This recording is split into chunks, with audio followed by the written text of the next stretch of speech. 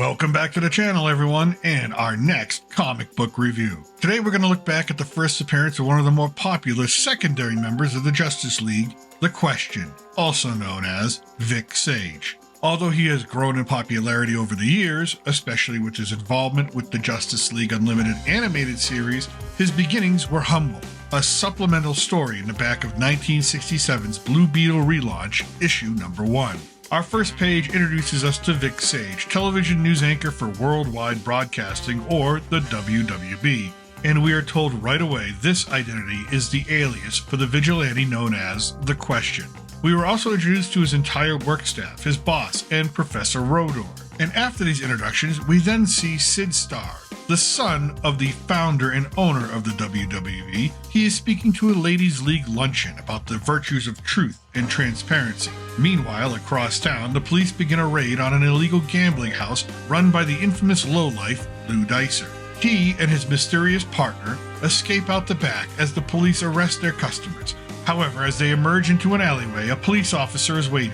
Lou, a three-time loser as he describes himself, shoots the officer without hesitation, and the pair escape, plowing through a crowd of pedestrians who are enraged at the lawlessness plaguing their city. That evening, Vic Sage takes to the airwaves and denounces Lou Dicer and the public who support him by frequenting his gambling houses. And as Dicer looks on, he swears to get even with Vic for embarrassing him like that. In the offices of WWB, Sid Starr and others are arguing to fire Vic Sage for being opinionated. It's bad for business, but Sam Starr, Sid's father and the CEO, will not, stating that Vic is willing to stand up while his son lacks the courage. Later that night, Vic Sage, as an investigative journalist, tracks down a location where some of Dice's crew may be hiding out. Knowing they won't talk to Vic Sage, instead he dons his specialized mask created by Professor Rodor, one where you can see, speak, and breathe normally, but still is solid as if the person wearing it has no face. Vic then douses himself with a specialized gas that will react with previously applied chemicals to change his appearance even more. The color of his hair and his clothes all transform.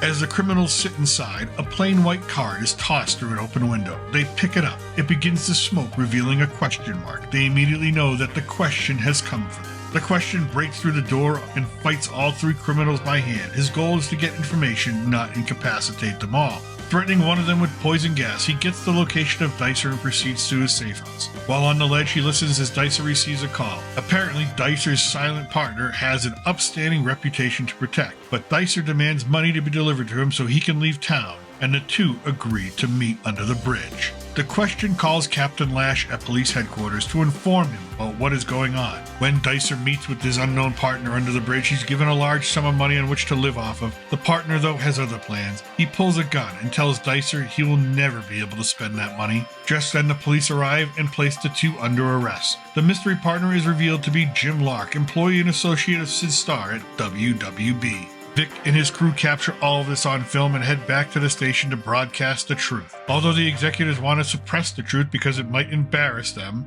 Sam Starr allows Vic to go ahead, and this is how The Question, a minor character in a supplemental story in the back of a comic book that was not very popular at the time, was first introduced before he became a beloved secondary member of the Justice League, our very own conspiracy theorist who is not afraid to stand up to the other members when he disagrees with them. I hope you enjoyed looking back at the origin of The Question, and if you want more comic book recaps, click on the thumbnail for my Comicverse playlist at the end of the video. As always, thank you for watching, and remember, I'm still your reluctant gringo, and from south of the border, salute, and a huevo.